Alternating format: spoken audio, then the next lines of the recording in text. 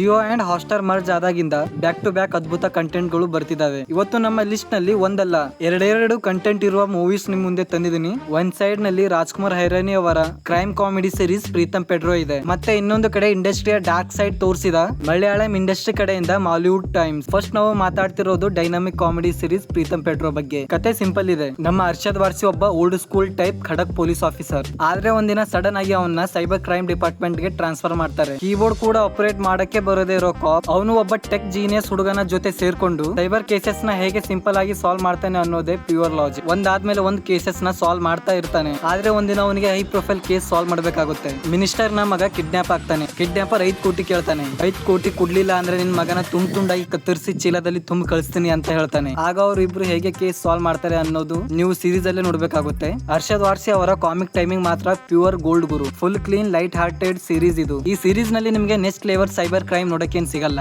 ಮೊದಲೇ cyber crime ಮೇಲೆ movies and web series ನೋಡುವ ಆಡಿಯನ್ಸ್ ಗೆ ಈ ಸೀರೀಸ್ ಸಿಂಪಲ್ ಅನ್ಸಬಹುದು. ಈ ಸೀರೀಸ್ ನಲ್ಲಿ ಫಾಸ್ಟ್ ಟ್ವಿಸ್ಟ್ ಎಕ್ಸ್ಪೆಕ್ಟ್ ಮಾಡಬೇಡಿ. ಫೈನಲ್ ರೇಟಿಂಗ್ ಏನಂದ್ರೆ solid 7/10. Clean family watch entertainment ಇದು. 30 ಮಿನಿಟ್ ಈಚ್ 6 ಎಪಿಸೋಡ್ ಮಾತ್ರ ಇದೆ. ಜಿಯೋ ಹಾಟ್‌ಸ್ಟಾರ್ ಮೇಲೆ ಸಿಗುತ್ತೆ, ಆರಾಮಾಗಿ ನೋಡಿ.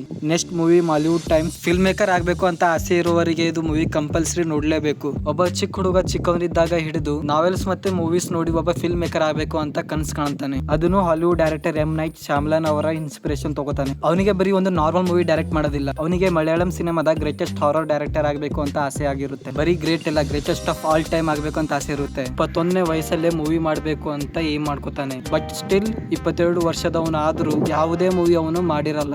ಈ ಮೂವಿಯಲ್ಲಿ ರಿಯಲ್ ಸ್ಟ್ರಗಲ್ ನ ತೋರಿಸಿದ್ದಾರೆ. ಅವನು ಇಂಡಸ್ಟ್ರಿಗೆ ಎಂಟರ್ ಆದ್ಮೇಲೆ ಅವನ ಸ್ಕ್ರಿಪ್ಟ್ ಕ್ರಾಶ್ ಆಗುತ್ತೆ. ಅವನ ಸ್ಕ್ರಿಪ್ಟ್ ಕಳ್ಳತನ ಆಗಿ ಅವನಿಂತ ಮುಂಚೆನೆ ಮೂವಿ ಮಾಡಿ ರಿಲೀಸ್ ಮಾಡ್ಬಿಡ್ತಾರೆ. ಅವನ ಬರೀ ಐಡಿಯಾಸ್ ನ ಕಳ್ಳತನ ಮಾಡಲ್ಲ, ಅವನ ಸ್ಟೈಲ್ ಆಫ್ ಫಿಲ್ಮ್ ಮೇಕಿಂಗ್ ನ ಕಳ್ಳತನ ಮಾಡ್ತಾರೆ. ದೊಡ್ಡ ದೊಡ್ಡ ಪ್ರೊಡ್ಯೂಸರ್ ಅವನ್ನ ತುಳಿಯಕ್ ನೋಡ್ತಾರೆ. ಅದನ್ನ ಭೇದಿಸಿ ಅವನು ಹೆಂಗೆ ಎದ್ದು ನಿಂತ್ಕೋತಾನೆ ಅನ್ನೋದೇ ಈ ಮೂವಿಯಲ್ಲಿ ನಮಗೆ ನೋಡಕ್ ಸಿಗುತ್ತೆ. ಫಿಲ್ಮ್ ಇಂಡಸ್ಟ್ರಿ ನಲ್ಲಿ ನಡೆಯೋ copy cat scam, back stabbing, direction ಮಾಡೋದಕ್ಕೆ ಇರೋ ಅಬ್ಸಲ್ಯೂಟ್ ಮ್ಯಾಡ್ನೆಸ್ ನ ತುಂಬಾ ರಾ ಅಂಡ್ ಹಾನೆಸ್ಟ್ ಆಗಿ ತೋರಿಸಿದ್ದಾರೆ. ಆದ್ರೆ ಮೂವಿಯ ರನ್ ಟೈಮ್ ತುಂಬಾ ದೊಡ್ಡದಾಗಿದೆ. Yes, full 3 hours run time ಇದೆ. ಅದರಿಂದ ಕೆಲವು ಸೀನ್ಸ್ ನಲ್ಲಿ ಅಯ್ಯೋ ಫಾಸ್ಟ್ ಫಾರ್ವರ್ಡ್ ಮಾಡಯ್ಯ ಅಂತ ಫೀಲ್ ಆಗುತ್ತೆ. ಮತ್ತೆ ಕ್ಲೈಮ್ಯಾಕ್ಸ್ ಟ್ವಿಸ್ಟ್ ಗೆ ಪ್ರತಿಯೊಬ್ಬ ವ್ಯೂವರ್ ಟಾರ್ಗೆಟ್ ಕನೆಕ್ಟ್ ಆಗೋಕೆ ಸಾಧ್ಯನೇ ಇಲ್ಲ. ಅದು ಹೆಂಗ್ ಫೀಲ್ ಆಗುತ್ತೆ ಅಂದ್ರೆ ನಿನ್ಗೆ ನಾನು 3 ಅವರ್ಸ್ ಕೊಟ್ಟಿದ್ದೀನಿ, ಆದ್ರೂ ನೀವು ಅನ್ಕೋತೀರಾ ಎಂಡ್ ನ ನೀನೇ ತಿಳ್ಕೊ ಏನಾಗುತ್ತೆ ಅಂತ. ಅದು ಎಲ್ರಿಗೂ ಇಷ್ಟ ಆಗಲ್ಲ. ಸೊ ಇವು ಎರಡಲ್ಲಿ ನೀವು ಮೊದಲು ಯಾವ್ದನ್ನ ನೋಡಕ್ ಎಕ್ಸೈಟೆಡ್ ಆಗಿದ್ದೀರಾ? ಕಮೆಂಟ್ ಸೆಕ್ಷನ್ ಅಲ್ಲಿ ತಿಳಿಸಿ. ವಿಡಿಯೋ ಇಷ್ಟ ಆದ್ರೆ ಇವಾಗಲೇ ಲೈಕ್ ಮಾಡಿ, ಶೇರ್ ಮಾಡಿ ಅಂಡ್ ಸಬ್ಸ್ಕ್ರೈಬ್ ಮಾಡಿ. ಮುಂದಿನ ವಿಡಿಯೋನಲ್ಲಿ ಸಿಗ್ತೀನಿ. ಅಲ್ಲಿ ತನಕ ನೋಡ್ತಾ ಇರಿ ಸಚ್ಚಿ ಎಕ್ಸ್ಪ್ಲೇನ್.